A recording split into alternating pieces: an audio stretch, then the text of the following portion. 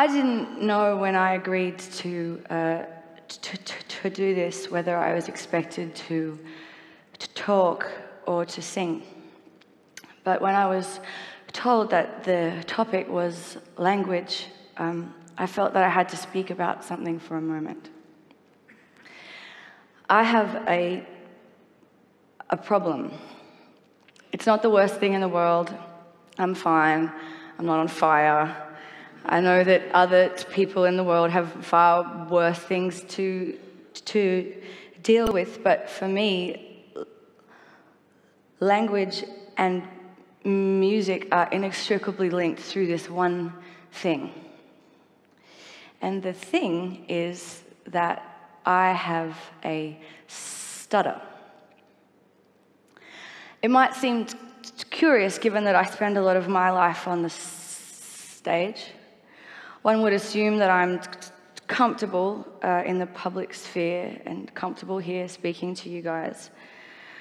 But the truth is that I've spent my life up until this point, and including this point, living in mortal dread of public speaking. Public singing, whole different thing. But we'll get to that in a moment.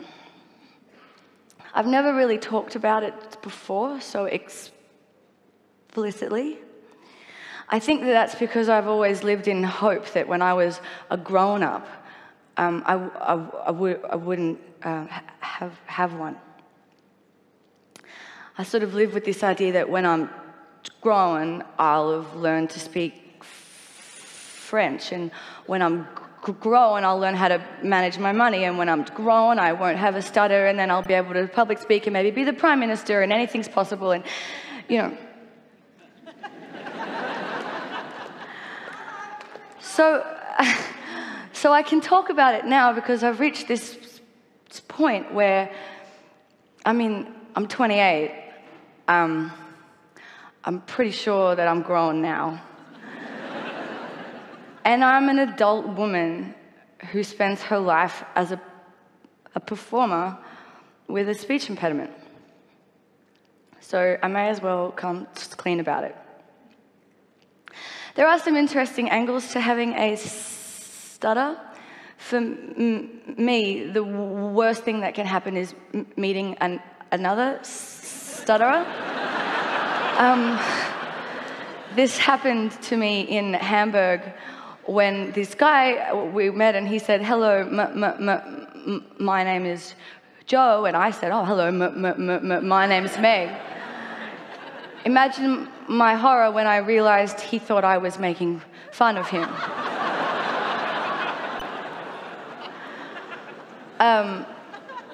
People think I'm drunk all the time. People think that I've forgotten their name when I hesitate before saying it. And it is a very weird thing because proper nouns are the worst.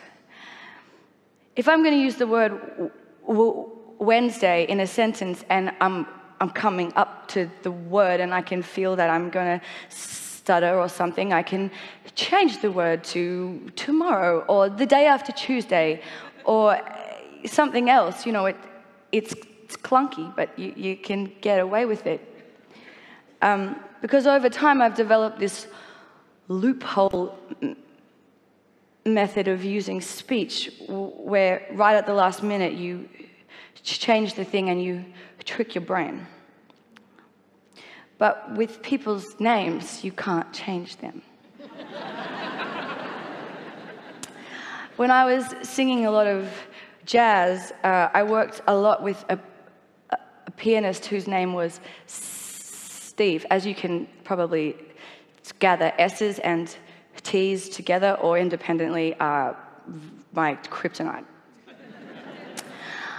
But I would have to introduce the band over this rolling vamp, you know, and when I got around to Steve, I'd often find myself stuck on the st. And it was a bit awkward and uncomfortable and totally kills the vibe, you know. So after a few instances of this, Steve happily became Steve. And we got through it that way. I've had a lot of therapy, and a common form of treatment is to use this technique that's called smooth speech, which is where you almost sing everything that you say. You kind of join everything together in this very sing-song kindergarten teacher way, and it makes you sound very serene, like you've had lots of Valium, and everything is fine. That's not actually me, you know. And I do use that. I use it when I have to be on panel shows, or when I have to do radio interviews, when the economy of airtime is paramount. I get through it that way, you know, for my job. But as an artist who feels that their work is based solely on a platform of honesty and being real, that feels often like cheating. Which is why, before I sing, I wanted to tell you what singing means to me.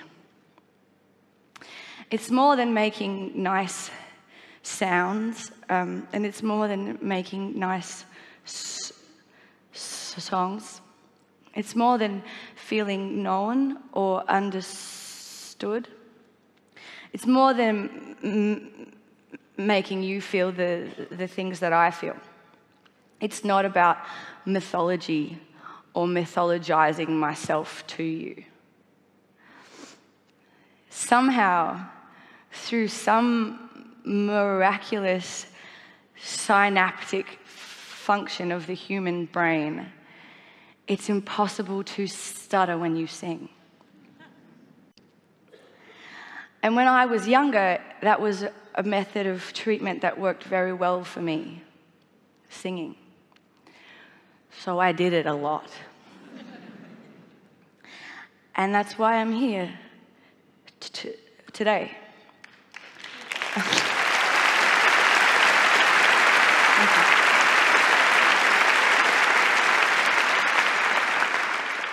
Singing for me is sweet relief. It is the only time when I feel fluent.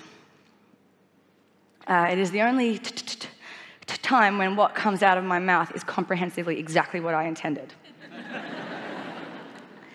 So I know that this is a TED talk, but now I'm going to TED sing. This is a song that I wrote last year. Thank you very much. Thank you.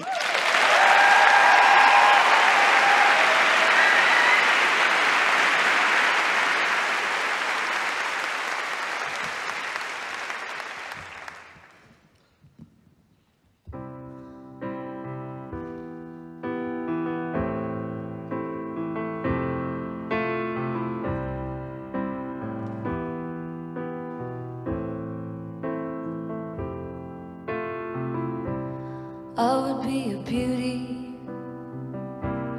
but my nose is slightly too big for my face. And I would be a dreamer, but my dream is slightly too big for this space. And I would be an angel, but my halo, it pales in the glow of your grace. And I would be a joker, but that card looks silly when you play your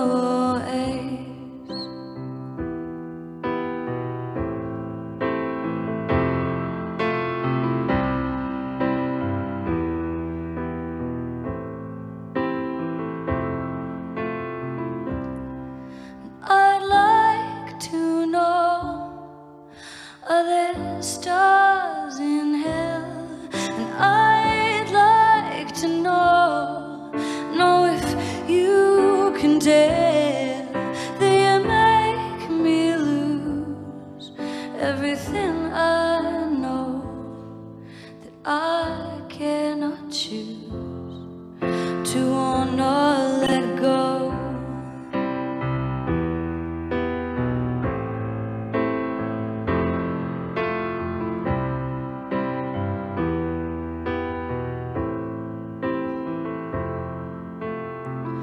And I'd stay forever, but my home is slightly too far from this place. And I swear I tried to slow it down when I'm walking at your pace. But all I could think idling through the cities, do I look pretty in the rain?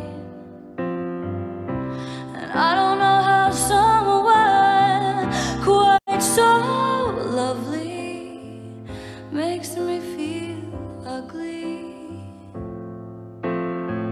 so much shame.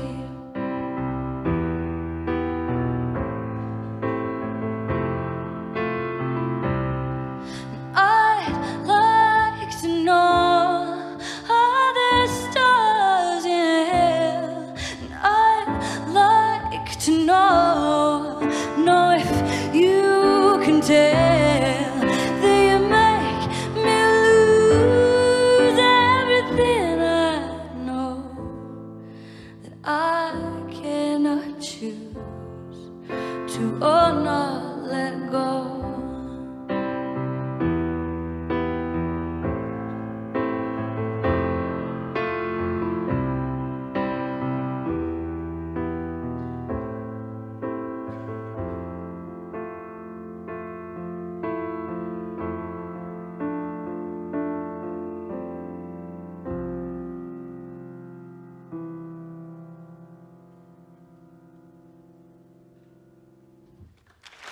Thank you very much.